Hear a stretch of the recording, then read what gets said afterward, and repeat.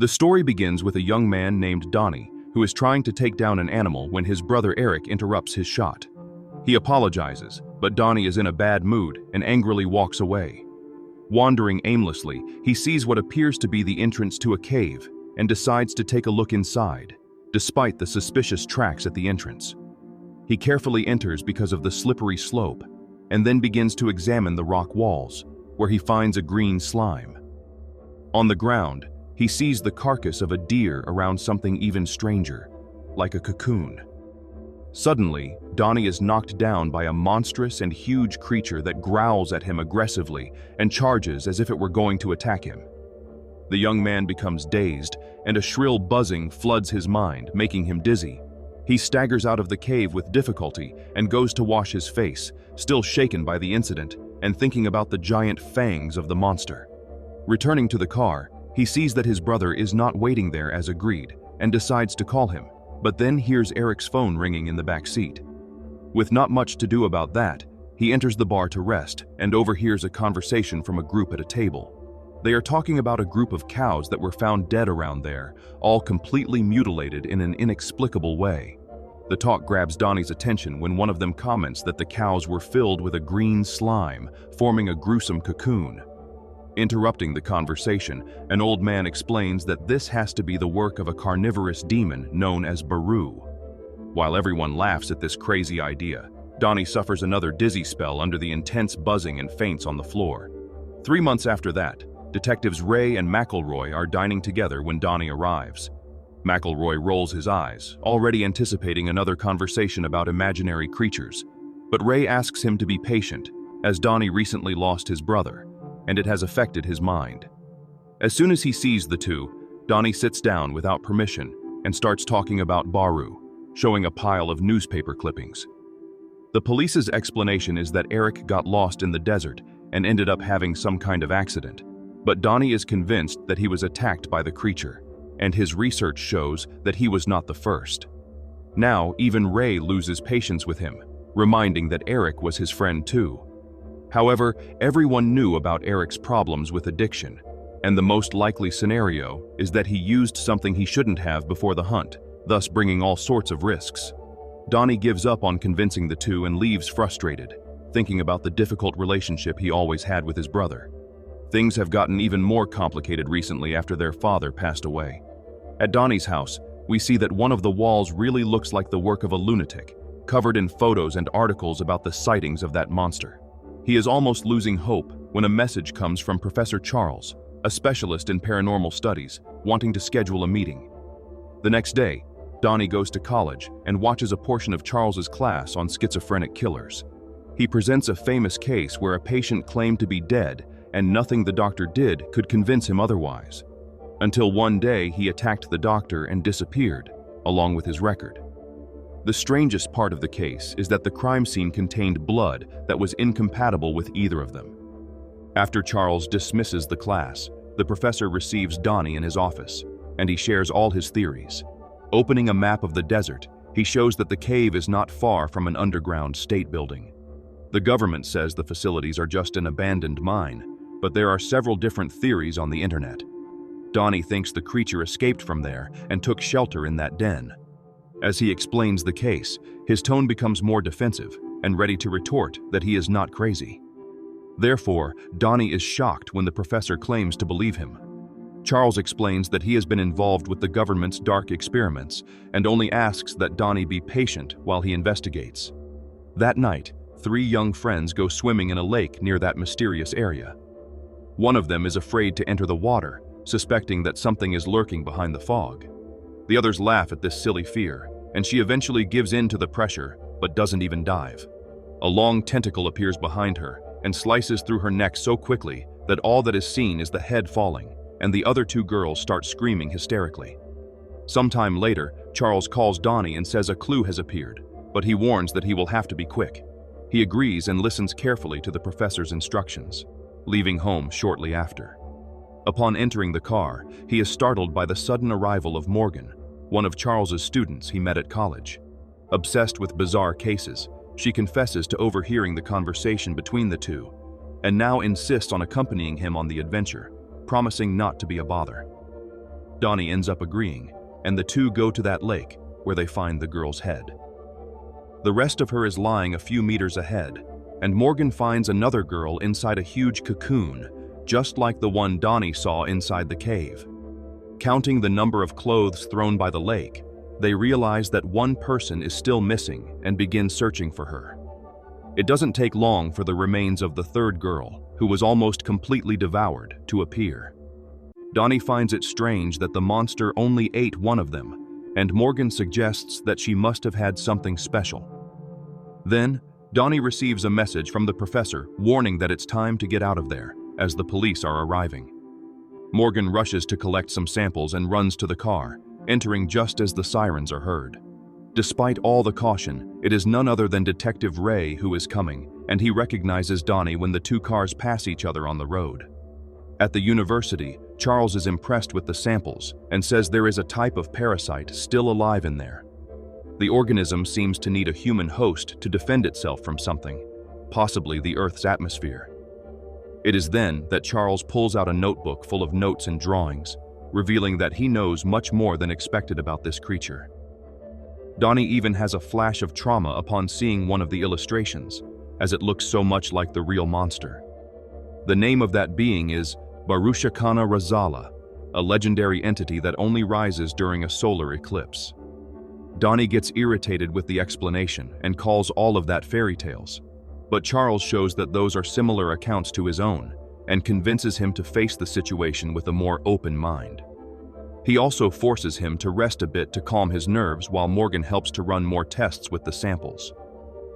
Leaving the laboratory, Donnie ponders the name Barushakana Razala, and only then remembers that old man at the bar who called the monster Baru. On the way there, he calls the establishment, which is called Jerry's Desert Quenchers. Jerry himself answers, but refuses to help Donnie when he discovers that it was him who fainted in the bar a few months ago. After hanging up, Donnie hears the trunk banging as if something is trying to escape. He doesn't even have time to find this strange, and the lid opens wide, revealing a slimy creature. Donnie panics and makes a sudden turn that knocks the monster down. Stopping the car, he exits with the gun in hand and soon runs into the thing, shooting it in the shoulder. The creature groans in pain, staring at Donnie, and only then does he notice the similarities of that face with that of his brother Eric. As soon as he is alone again, Donnie leaves without knowing what to think and returns to college the next day. Morgan shows him the new discoveries that, coincidentally, may explain what he thinks he saw the night before. She says that parasite is a virus that dominates the host and modifies its genetic composition, practically turning each victim into a new monster. Donnie asks if it's possible to reverse the process. She says she doesn't know and has no way to consult Charles, as he just left in a hurry. At this moment, Detective Ray calls Donnie, saying that he found something important, and even admits that his craziness may have some reason behind it. He gives an address and Donnie leaves to meet him, not explaining anything to Morgan. Upon arriving there, Ray talks about the case of the three girls and scolds Donnie, saying he could have been the prime suspect if it were another cop who found him on the way. Then he asks how he knew about the attack before the police did.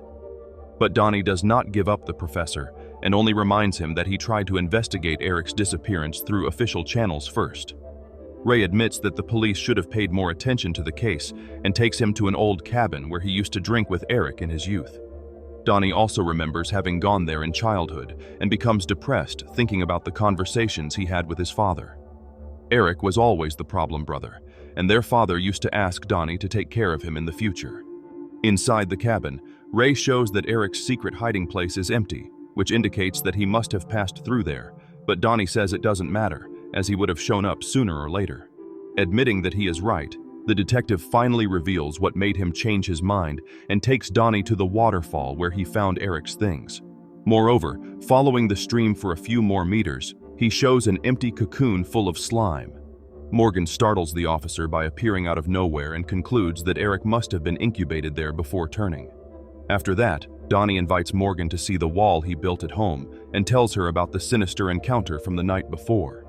He says the monster looked like Eric, admitting it could just be a false hope, but Morgan thinks otherwise. Something is putting humans in cocoons for some reason, and according to the tests from the samples, it can only be the reproduction of their species.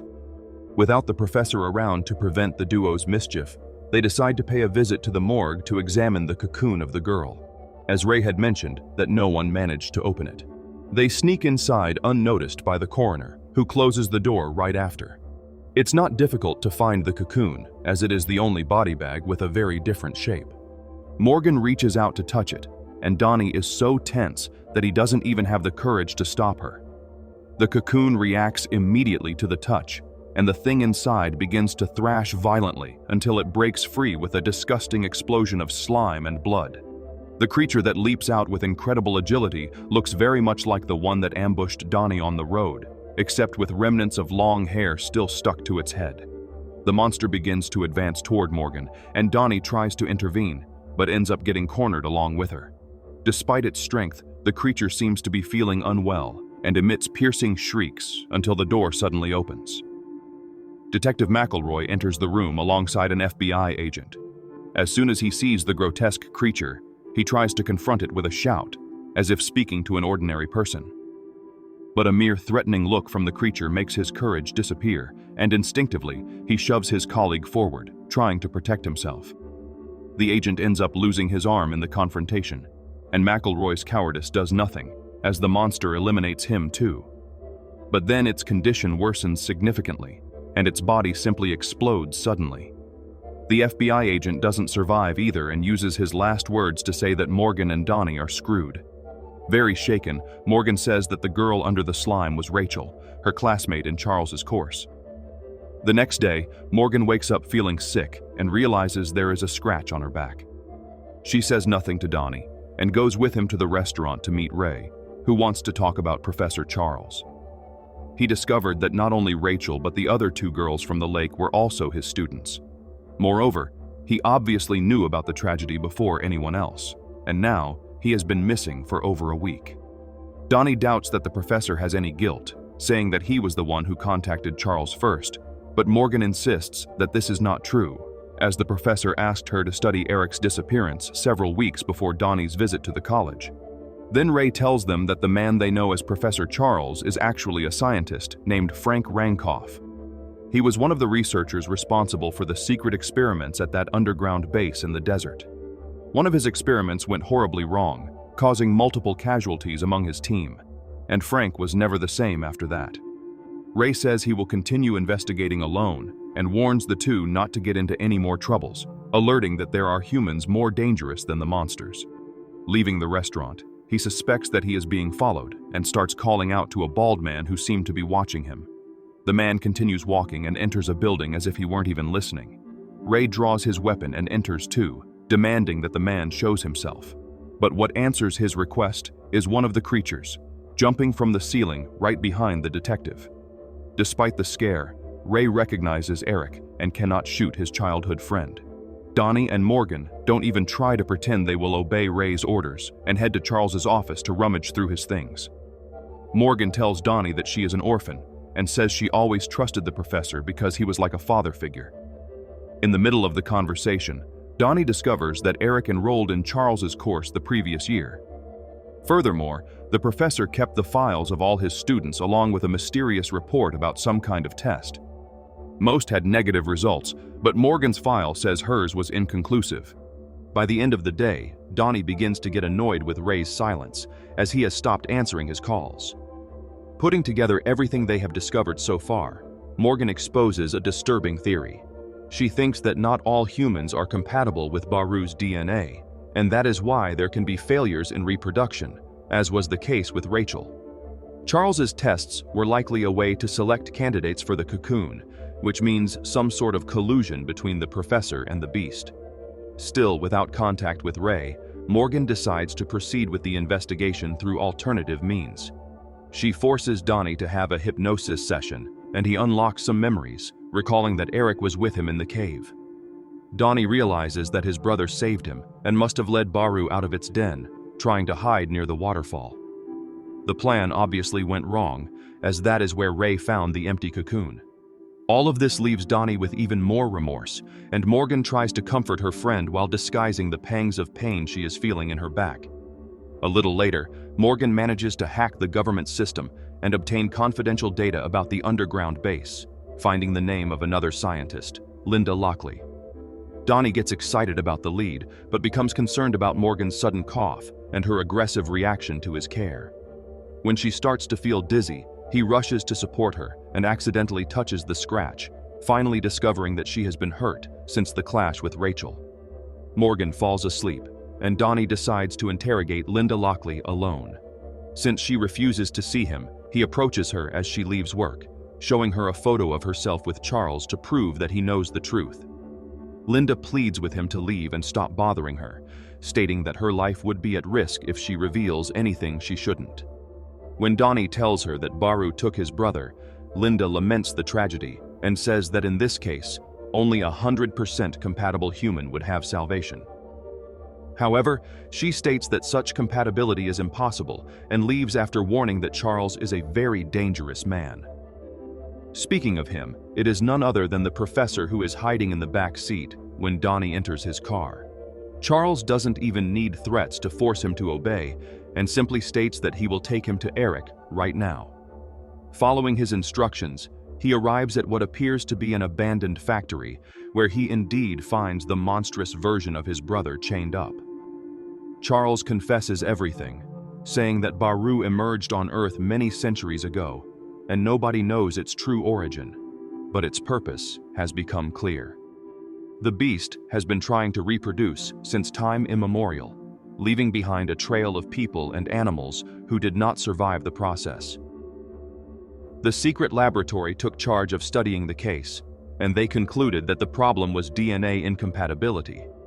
To find the perfect candidate, Charles tested thousands of different organisms, obsessed with reproducing that species, as no one knew what Baru's life expectancy was, and he did not want to miss the chance to study something so phenomenal. When the beast escaped from the laboratory, massacring his team along the way, Charles had to continue the project under the disguise of a professor, and was lucky when Eric showed up. That hunt in the cave region was a suggestion from Charles himself, who set up the entire trap for Eric. With no remorse, he proudly states that no one survived that long after coming out of the cocoon, which proves that all of this was worth it.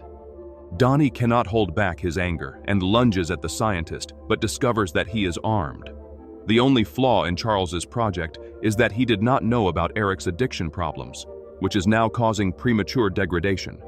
That's why he says that Donnie himself is his last hope, as he has similar DNA and healthy habits. And as Baru has been missing, Charles explains that he will rely on Eric to transform him. He releases the chains and quickly leaves, locking Donnie inside with his monstrous brother, who does not take long to attack him. Donnie tries to talk to that thing, saying they are brothers and it doesn't have to be this way. But it soon becomes evident that this will not work, and he ends up resorting to a rock.